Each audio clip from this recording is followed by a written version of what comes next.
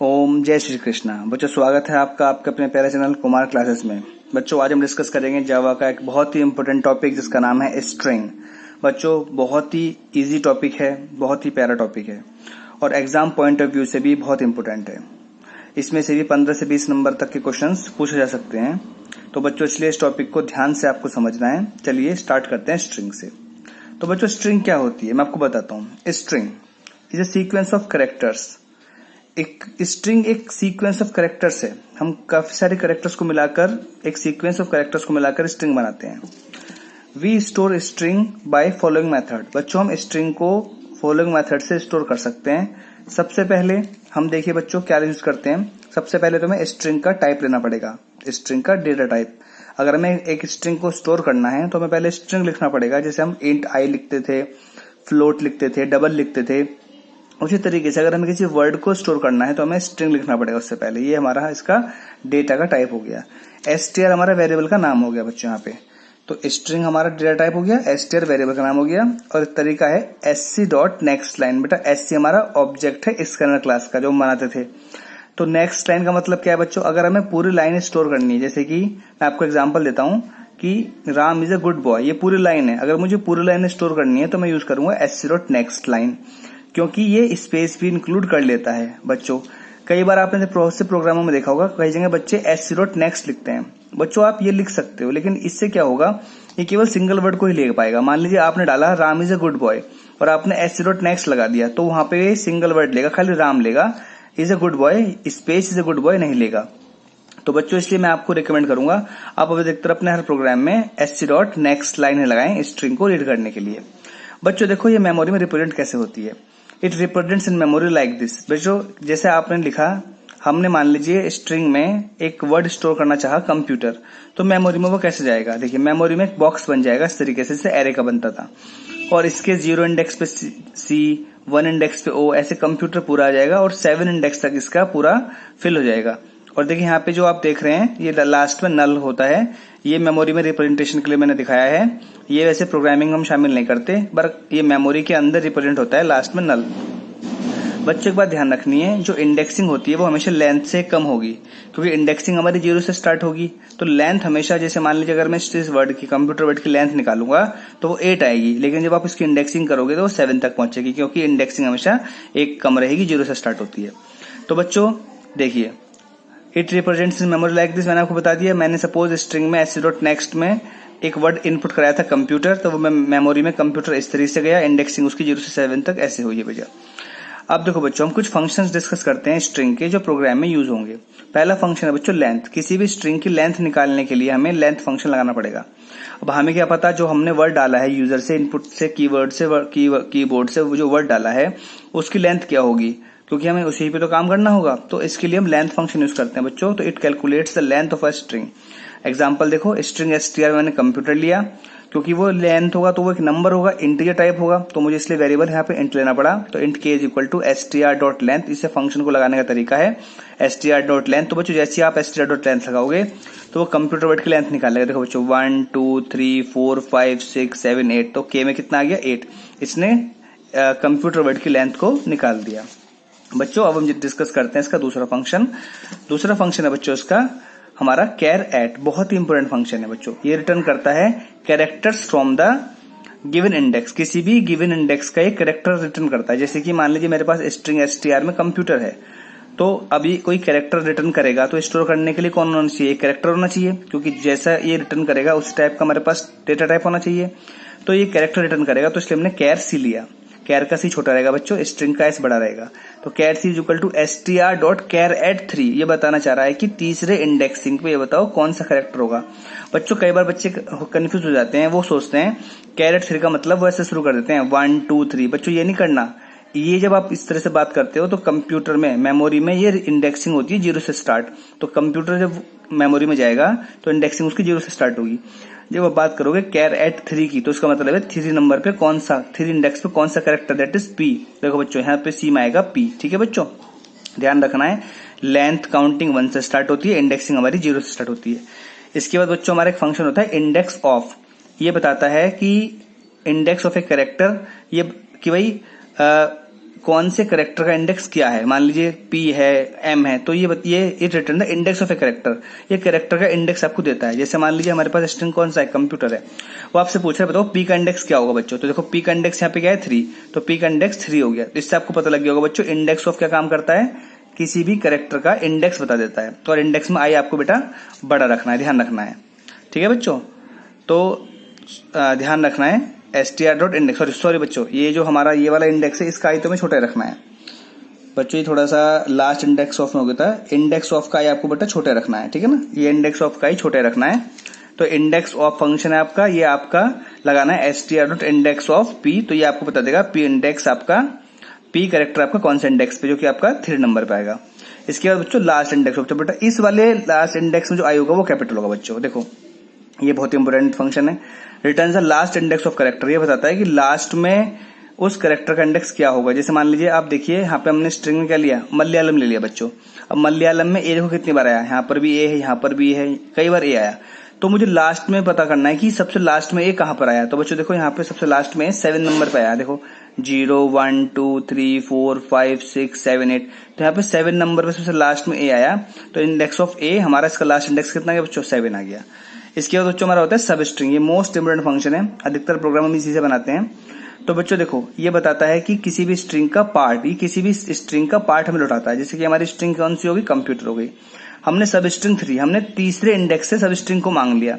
तो बच्चों ये क्या काम करेगा, तीसरे नंबर से तीसरे, देखो ये तो बच्चों मैंने बता दिया था मलयालम कैसे स्टोर हुआ था, सबसे लास्ट में 7 नंबर पे आया था, तो इसलिए यहाँ पे 7 आ गया था। बच्चों कंप्यूटर जो मैंने आपको बताया, कंप्यूटर मेमोरी में भी इस तरह से रिप्रेजेंट होता है। तो कंप्यूटर की इंडेक्सिंग मेमोरी 0 से स्टार्ट हो जाएगी। तो हमें बताना है तीसरे नंबर से स्ट्रिंग को उठाना है। तो तीसरे नंबर से उठाने का मतलब क्या है, तीसरे इंडेक्सिंग कौन है बच्चों, हमारा P है।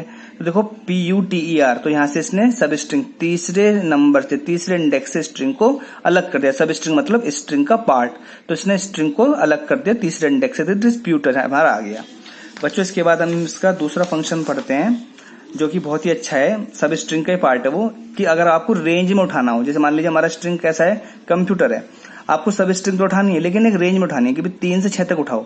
बच्चों ये बहुत बार 2 नंबर में पूछा जाता है। ऐसी स्थिति में बच्चों हम क्या करते हैं कि स्टार्टिंग तुम देखो हमने कंप्यूटर लिया, मेमोरी में स्टोर कर दिया, तो स्टार्टिंग तो बच्चों हम 3 से करेंगे, देखो P से करेंगे। लेकिन जो बच्चा 6 नंबर है बच्चों, 6 नंबर पे जो 6 इंडेक्स पे जो कैरेक्टर है उसको हम एक्सक्लूड कर देंगे। ये बेटा हमारे हाथ की बात नहीं है, ये जिसने सिस्टम बनाया है, मेमोरी बनाई, जिसने प्रोग्रामिंग लिखी है उसने बताया है, जो बने बने फंक्शन है। तो जो 6 नंबर पे हमारा करेक्टर होगा उसे एक्सक्लूड कर देंगे हम। तो देखो हमारा यहाँ से PUT पुट उठेगा खाली, जो 6 नंबर पे E है वो नहीं उठेगा। तो जब भी कभी हम 3 से 6 से कोई रेंज देंगे तो जो लास्ट वाली जो रेंज है उसका करेक्टर हम नहीं उठाएंगे। तो यहाँ पे इसलिए पुट आया हमारा। एक फंक्शन बच्चों हमारा होता है टू लोअर केस, ये हमारी किसी भी स्ट्रिंग को अपर केस में अगर है तो लोअर केस में कन्वर्ट कर देगा। जैसे यहाँ पे स्ट्रिंग हमारी क्या है, कंप्यूटर है, तो ये अगर हम यहाँ पे str.to लोअर केस लगा दें, L यहाँ पे कैपिटल रहेगा, तो देखो ये पूरी स्ट्रिंग को इसने छोटा बना दिया। इसी के सेम अगर हमारे पास अपर केस में बनानी है, कोई स्ट्रिंग हमें छोटी मिली हुई है उसे अपर केस में कन्वर्ट करना है, तो हम कंप्यूटर यहाँ पे देखिए आंसर आ जाएगा, 2 अपर केस लगा देंगे। तो बच्चों ये हमारे कुछ स्ट्रिंग के फंक्शन है जो प्रोग्राम में यूज होंगे। बच्चों वो इंडेक्स वाले में थोड़ा सा कंफ्यूजन हो गया था, उससे परेशान मत होना। सिंपल इंडेक्स ऑफ में आई छोटा रहेगा, ठीक है बच्चों, ध्यान रखना है। सिंपल इंडेक्स में यहाँ पे आई छोटा रहेगा और लास्ट इंडेक्स ऑफ के लिए आई कैपिटल रहेगा। बच्चों अब हम इसका एक प्रोग्राम बनाते हैं, आप बन रही है मेरे साथ। बच्चों अब हमारा एक प्रोग्राम है, write a program to count number of vowels in string. हमें बताना है कि एक स्ट्रिंग के अंदर कितने वोवल्स हैं, हमें बताना है। प्रोग्राम हमारा कि हमें काउंट करके बताना है कि किसी भी स्ट्रिंग के अंदर कितने वोवल्स होंगे। बच्चों सबसे पहले हम पैकेज इंपोर्ट करेंगे, इंपोर्ट java.util, क्लास का नाम हमने वोवल्स रखा, मेन फंक्शन लिया बच्चों हमने, इसका ना क्लास लिया इनपुट लेने के लिए। हमें स्ट्रिंग चाहिए, एक नाम चाहिए, तो हमने str ले लिया। हमने काउंट करना है वोवल्स को, तो काउंट वेरिएबल ले लिया, शुरू में 0 कर लिया। p हमने लेंथ निकालने के लिए ले लिया। कैरेक्टर हमने ch क्या यूज है बताऊंगा अभी। हमने एंटर द स्ट्रिंग मांगी, वो यूज कर लिया हमने। str=h.next लाइन, बच्चों मैंने आपसे बताया था कि नेक्स्ट लाइन फंक्शन आप यूज करेंगे स्ट्रिंग रीड करने के लिए, नेक्स्ट मत करना क्योंकि स्ट्रिंग वो स्पेस भी दे सकता है उसके अंदर। अब p=str.length, बच्चों उस लेंथ जो भी स्ट्रिंग हमने यूजर से मांगी, सपोज हमने यहाँ पे यूजर से मांगी कंप्यूटर, तो वो कंप्यूटर की str.length निकाल देगा। तो कंप्यूटर की लेंथ हमारे पास, आपको बता देता हूँ बच्चों, जो अपने p फंक्शन लगाया था, हमने यहाँ से जो p फंक्शन लगाया p=str.length, तो इसके सामने मैं बताता हूँ p में लेंथ आ गई है 8 हमारी। p में लेंथ कितनी आ गई बच्चों, 8 आ गई है, ठीक है बच्चों। इसके बाद मैंने इसमें देखो जो मैंने कंप्यूटर वर्ड रीड कर लिया उसको मैंने हाथों हाथ क्या कर लिया, str=str.to लोअर केस। जो कंप्यूटर मैंने था वर्ड था वो मैंने हाथों हाथ लोअर केस में कन्वर्ट कर लिया। बच्चों आप चाहे तो अपर केस में भी कन्वर्ट कर सकते थे। इसका फायदा ये है कि जब हम कंडीशन लगाएंगे तो मैं आपको बताऊंगा मैंने क्यों से लोअर केस में कन्वर्ट किया। अगर मैं नहीं करता कन्वर्ट तो कितनी दिक्कत हमें आती। बच्चों हमने यहाँ लेंथ निकाली, वो 8 आई। अब हम फोर लूप लगा रहे हैं बच्चों, क्योंकि हमें पूरे कंप्यूटर वर्ड को चेक करना है कि इसमें वोवल कहाँ कहाँ है। तो बच्चों i इज इक्वल टू 0 से स्टार्ट किया। यहाँ से सबसे पहले इनिशियलाइजेशन हमारी हुई कि यहाँ पे i is equal to 0 initialize हुआ। इसके बाद हमारा i यहाँ गया जो कि हमारा टेस्टिंग पे गया। इसके बाद हमारा i नीचे आएगा। बच्चों ध्यान रखना है फोर लूप का स्कोप आपका यहाँ से स्टार्ट है और फोर लूप का स्कोप आपका यहाँ तक है। तो ये काम बार बार चलता रहेगा फोर लूप का। तो i इज इक्वल टू 0 है, p यानी कि 8 से छोटा है, मैं लिख देता हूँ यहाँ पे 8 है, 8 से छोटा है, नीचे आए। तो ch is equal to str.char@0। आपको बताना है 0 नंबर पे कौन सा कैरेक्टर है। चेक करके बताओ 0 नंबर पे कौन सा कैरेक्टर है, c है।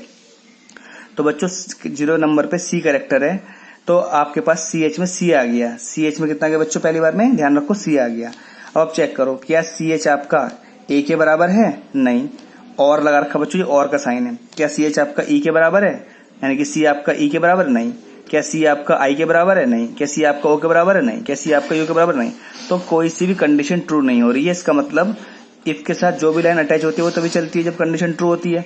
तो इसका मतलब काउंट प्लस प्लस, यानी कि कुछ भी काउंट नहीं होगा, मतलब पहला कैरेक्टर स्ट्रिंग का वोवल नहीं है। बच्चों अगर यहाँ पे मैं लोअर केस ना लिखता तो मुझे और में यहाँ पर कैपिटल भी अगर ये 5 कंडीशन मैंने लगाई हैं तो मुझे और में 5 कंडीशन और लगानी पड़ती कैपिटल के लिए। इसलिए मैंने 2 लोअर केस कर दिया ताकि मेरी 5 कंडीशन में काम हो जाए। इसके बाद बच्चों कंट्रोल यहाँ से ऊपर जाएगा, यहाँ से जाके कंट्रोल आई में आएगा, आई की वैल्यू 2 आ जाएगी, सॉरी आई की वैल्यू 1 आ जाएगी। अब फिर से जाएगा 1 8 से छोटा है, नीचे आएगा str.char@1। अब कैरेट 1 पे कौन है, तो कैरेट 1 पे o है बच्चों। देखो इस बार ch में o आ गया बच्चों, इस बार ch में कितना आ गया, o आ गया। तो अब देखो ch में o है, वो कंपेयर करेगा ch, क्या o a के बराबर है, नहीं। क्या o e के बराबर है, नहीं। क्या o i के बराबर है, नहीं। क्या o o के बराबर है, हाँ। क्योंकि और का मतलब है एक भी कंडीशन ट्रू हो गई तो हमारी कंडीशन चलेगी। तो हमारा यहाँ पे एक कंडीशन इसके लिए ट्रू हो गई, क्योंकि हमारे ch में भी o था, हमारे ch में o था, यहाँ भी o मिल गया, तो हमारी कंडीशन ट्रू हो गई। तो काउंट प्लस प्लस, तो काउंट की वैल्यू पहले 0 थी, अब काउंट की वैल्यू 1 हो जाएगी। इसके बाद i फिर ऊपर जाएगा, i की वैल्यू 2 आ जाएगी, 2 8 से छोटा है। फिर चेक करेगा ch is equal to str.char@2। इस बार char@2 पे कौन है, char@2 पे कौन है, m, क्योंकि आपको पता है char@i फंक्शन क्या करता है, वो बताता है कि कौन से इंडेक्सिंग पे कौन सा कैरेक्टर है। तो char@2 पे कौन है, m है, तो इस बार वो ch के लिए क्या लेके आएगा, m लेके आएगा। तो बच्चों यहाँ पे कहीं पर भी m आपको दिख रहा है, नहीं दिख रहा है, तो इसलिए काउंट प्लस प्लस नहीं होगा। तो i की वैल्यू 2 तो आई। अब मैं आपको बता देता हूँ कि i की वैल्यू 2 तो आई है, और लेकिन काउंट में हमारे पास अभी केवल 1 ही मिला है। क्यों 1 मिला है, क्योंकि हमें केवल अभी o ही मिला है। अब i की वैल्यू बच्चों ऊपर जाके कितनी हो जाएगी, 3। i की वैल्यू हमारी हो जाएगी 3, i की वैल्यू हमारी हो जाएगी बच्चों 3। तो चेक करो 3 नंबर पे कौन है, 3 नंबर पे p है, तो ch में क्या आएगा, p आएगा। तो इस बार बच्चों ch में p आएगा। तो चेक करो क्या इनमें से कहीं भी p मिल रहा है आपको, नहीं मिल रहा है, तो काउंट प्लस प्लस नहीं होगा। तो i में 3 तो आया, लेकिन काउंट में अभी क्या 1 ही पड़ा रहेगा। अब बच्चों हमारे पास i में आएगा 4, तो i में जब 4 आएगा तो 4 नंबर पे क्या मिलेगा, u मिलेगा। तो देखो i में 4 आएगा, 4 8 से छोटा है, कैरेट 4 पे ch में कौन है, कैरेट 4 पे u है। तो बच्चों इस बारे में ch में कौन मिलेगा, ch में u मिलेगा। तो बच्चों हमारा ch में u मिल गया। देखो इसमें u कहाँ पे मिला हुआ है, u में लास्ट मिल गया, तो हमारा u यहाँ पर है और u हमारा ये हो गया, कंडीशन ट्रू हो गई। तो हमारे काउंट प्लस प्लस, यानी कि काउंट की वैल्यू हमारी पहले जो थी 1 थी, अब हमारी काउंट की वैल्यू कितनी हो जाएगी बच्चों, 1 + 1, काउंट की वैल्यू 2 हो गई, तो काउंट में 2 आ गया। अब बच्चों हमारा i की वैल्यू कितनी हो जाएगी, 5 आ जाएगी। तो अब देखो 5 8 से छोटा है, वो चेक करेगा कैरेट 5 पे कौन है, t है, तो ch में इस बार कितना आएगा, t आएगा बच्चों। तो ch में इस बार कितना आएगा, t आएगा। इसमें देखो कहीं पे t है, कहीं पर भी t से नहीं मिल रहा, तो काउंट प्लस प्लस नहीं होगा, तो काउंट में केवल अभी 2 ही रहेगा।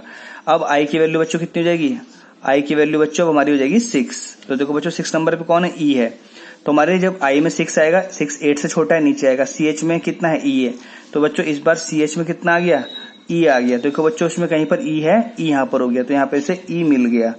e मिलने पे काउंट प्लस प्लस चलेगा, क्योंकि ट्रू होने पे चलता है।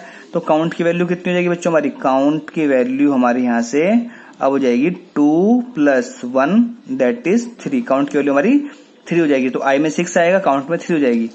बच्चों अब i की वैल्यू हमारी कितनी आएगी, 7 आएगी, i की वैल्यू 7 आएगी।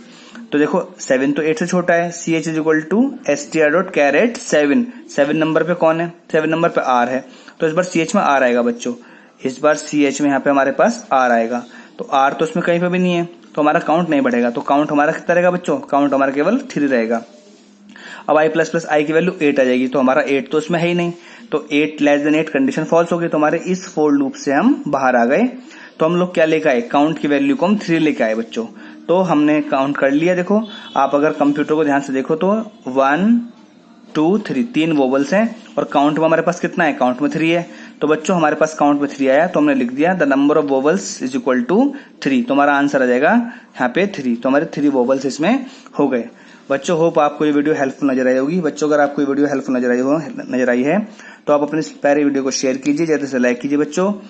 नेक्स्ट वीडियो में हम नेक्स्ट प्रोग्राम के साथ मिलते हैं बच्चों, और अपने प्यारे से चैनल को सब्सक्राइब भी कर दीजिए बच्चों, और नेक्स्ट वीडियो में हम अपने नेक्स्ट प्रोग्राम के साथ मिलते हैं। जब तक के लिए बच्चों ओम जय श्री कृष्णा।